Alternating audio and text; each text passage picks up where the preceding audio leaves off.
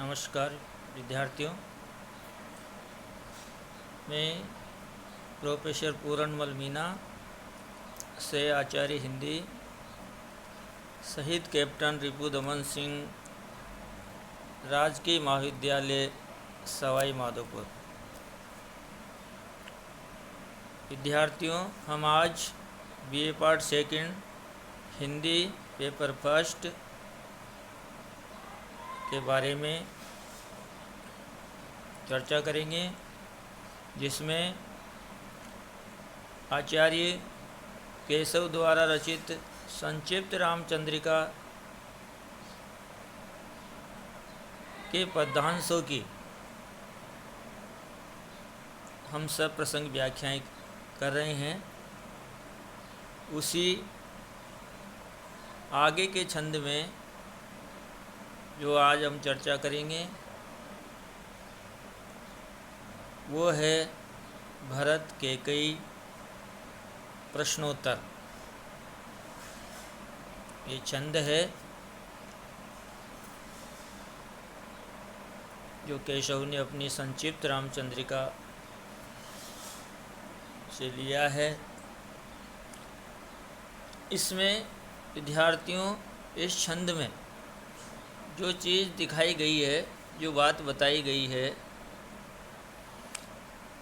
इसमें महत्वपूर्ण है भरत और कैकेयी के बीच के संवाद प्रश्न। क्योंकि जब भरत अपने ननिहाल चले जाते हैं, उसके पश्चात राजा जो कैकेयी है, जो राजा दशरथ से वचन मांगती है, उसी कड़ी में भगवान राम सीता लक्ष्मण को वन गमन के लिए भेज देती है और भरत को राजगद्दी पे विराजमान करने का वो प्रयास करती है और उसमें वो सफल भी हो जाती है। इसी कड़ी में राजा दशरथ राम के वियोग में अपने प्राण त्याग देते हैं और जब भरत को सूचना भेजी जाती है, वो वापस अपने पिता के यहाँ आते हैं। तो पिता के बारे में जानकारी करते हैं। उन्हीं प्रश्नों को लेकर के ये विजय छंद जो है भरत कैकेयी प्रश्नोत्तर के रूप में यहाँ कवि केशव ने बताया है और कहा है। देखिए भरत क्या कहते हैं। मातु कहाँ नृप तात गए सुर, लोक ही क्यों है सुत शोक लये।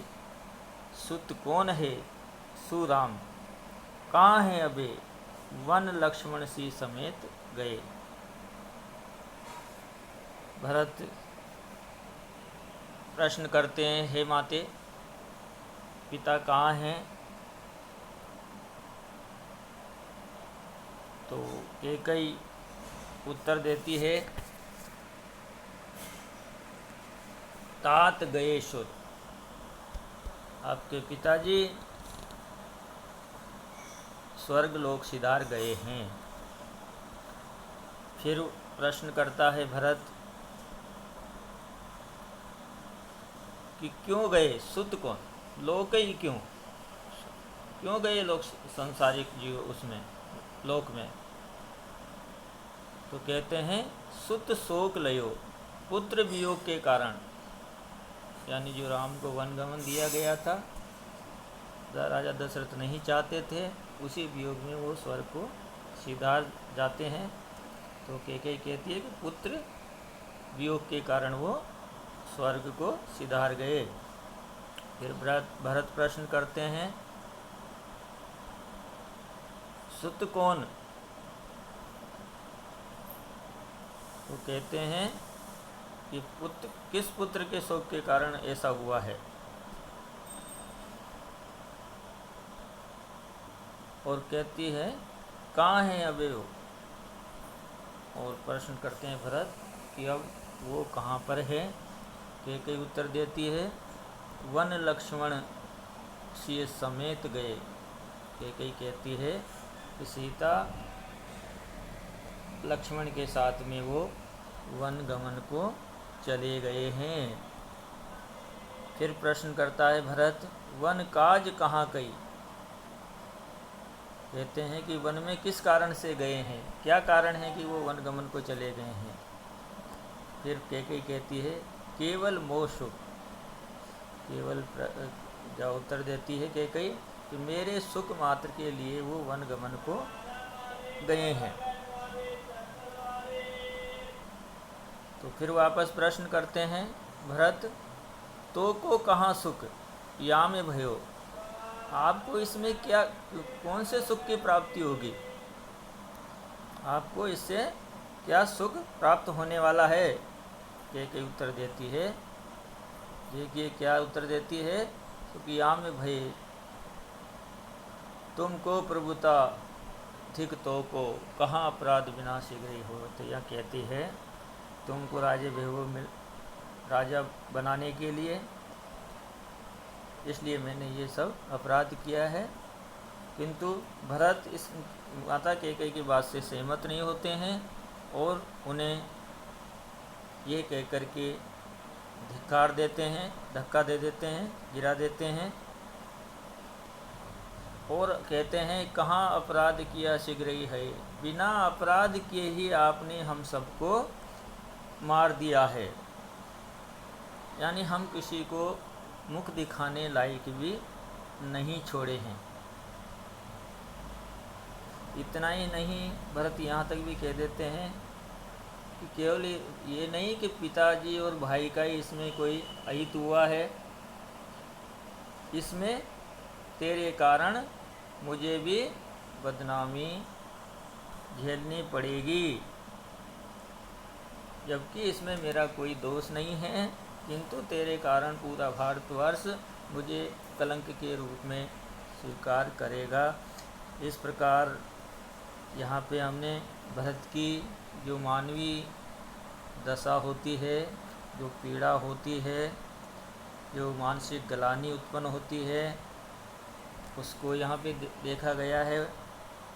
तो यहाँ पे विद्यार्थियों इसमें जो प्रश्नोत्तर शैली है उसको चरितार्थ किया है और कवि केशव ने जिनको पांडित्य के रूप में पदवी प्राप्त है उनकी जो प्रतिभा है उसको भी यहाँ देखा जा सकता है। अगला है विद्यार्थियों अरण्य कांड। ये भी संक्षिप्त रामचंद्र से लिया गया है और इस अरण्य कांड में जो है विद्यार्थियों पंचवटी का जो वर्णन है, पंचवटी की जो शोभा है, उसकी जो प्राकृतिक सुषमा है, जो प्राकृतिक सौंदर्य है और उस प्राकृतिक सौंदर्य के कारण वहाँ का जो वातावरण है, वहाँ का जो दृश्य है, उस पर बड़े बड़े ऋषि, तपस्वी, शिवजी आदि उसकी सुंदरता, उसका आकर्षण, उस प्राकृतिक सौंदर्य का आनंद प्राप्त करते हैं। उस पंचवटी की महिमा का वर्णन कवि केशव ने इस पद्य के माध्यम से किया है। तो देखिए लक्ष्मण जी क्या कहते हैं इस कुटी के बारे में, इस पंचवटी के बारे में। जबकि लक्ष्मण, राम, सीता महलों में रहने वाले, उनके लिए ये पंचवटी एक छोटी सी कुटिया विद्यार्थियों कोई मायना नहीं रखती है, किंतु अपने आदर्श, अपने आन बान, पिता, किसान, उनके आदेश की पालना के लिए स्वयं भगवान इस प्रकार का आदेश स्वीकार करते हैं और वनगमन को चले जाते हैं और किस प्रकार से उनको कठिनाइयों का सामना भी करना पड़ता है, किंतु वो अपने जीवन को निरंतर गति से बढ़ाते रहते हैं और जैसा भी उनको प्राप्त होता है उसी में आनंद की अनुभूति उन्हें प्राप्त होती है।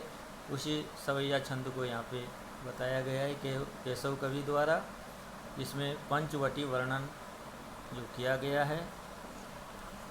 सब जाति फटी दुबकी दुपटी, कपटी न रहे जह एक घटी, क्षण मात्र भी निगटी, रुचि मीचु घटी हूँ घटी, जग जीव जति न कि छूटी तटी, अध ओद की बेरी कटी विकटी, निकटी प्रकटी गुरु ज्ञान घटी, चौ ओरनि नाचती मुक्ति नटी, गुण दूर जटी वन पंच वटी। तो लक्ष्मण जी अपनी भावनाओं को किस प्रकार से प्रकट करते हैं और कहते हैं कि जिस प्रकार भगवान शिव का नाम लेने से, उनकी आराधना करने से संसार के सारे दुख समाप्त हो जाते हैं, उसी प्रकार इस पंचवटी कुटिया में आने से संसार के समस्त दुखों की जो चादर थी वो समाप्त हो गई है, हट गई है। यानी किसी प्रकार के कोई दुख की अनुभूति नहीं होती है। और इतना ही नहीं है, जो व्यक्ति अपने मन में गलत विचार, छल कपट जो रखता है, वो व्यक्ति इस पंचवटी में आते ही ये सब समाप्त हो जाते हैं। और जो कपटी मनुष्य होता है, जो छल युक्त होता है, वो यहाँ पल भर भी नहीं रह सकता। तो यहाँ लक्ष्मण जी कहते हैं कि जिस पर भगवान शिव के दर्शन से सब दुखों का विनाश हो जाता है, उसी प्रकार इस कुटिया में प्रवेश करने से, यहाँ की सुंदरता को देखने से मन को शांति मिलती है और यहाँ से जाने की कोई इच्छा नहीं करता है। इतना ही नहीं, आगे कवि केशव कहते हैं कि जो मनुष्य इस पंचवटी में आ जाता है, प्रवेश कर जाता है, तो जो मनुष्य की जो मरने की इच्छा होती है वो भी रुक जाती है। जो व्यक्ति यहाँ पे समाधि लेने का प्रयास करता है वो भी नहीं ले पाता है। इसलिए कवि केशव कहते हैं कि इस पंचवटी के प्राकृतिक जो सौंदर्य है उसको देख कर के मनुष्य की जो भौतिक साधन, भौतिक आध्यात्मिक जो मनुष्य की लालसाएँ होती है, कामनाएं होती है, वो यहाँ आने मात्र से ही समाप्त हो जाती है और उसको, मन को बहुत ही शांति प्राप्त होती है। तो कहने का तात्पर्य है, इस पंचकुटी के माध्यम से शिव जी के गुणों का भी वर्णन देखा जा सकता है। शिव जी से तुलना की गई है, क्योंकि कहते हैं कि भगवान शिव के दर्शन मात्र से सभी पाप समाप्त हो जाते हैं। इसमें आपके अनुप्रास भी है अलंकार के रूप में, और यमक अलंकार भी आपको देखा जा सकता है। इसमें प्राकृतिक जो सौंदर्य है उसका वर्णन कवि केशव ने किया है। तो मित्रों, आज हम इन्हीं दो छंदों पर चर्चा की है।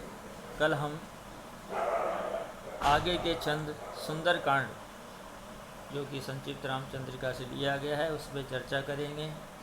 नमस्कार।